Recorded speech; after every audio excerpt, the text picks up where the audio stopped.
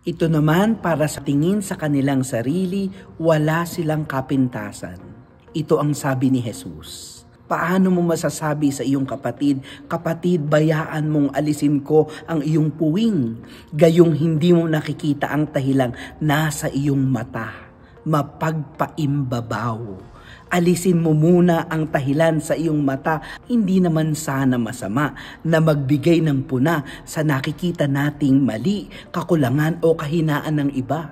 Pero yon ay isagawa ng may pagnanais na makatulong sa pagbabago at pagpapalago ng pagkatao ng kapwa at hindi dahil upang hamakin, pintasan o laitin ang iba. Ito ang gawin para maiwasan ang paghamak o panghuhusga sa kapwa. Tuwing umaga o kaya sa gabi, harap ka sa salamin at sabihin sa sarili, "Ako rin may mga kahinaan, mga pagkukulang, mga kailangang baguhin sa sarili."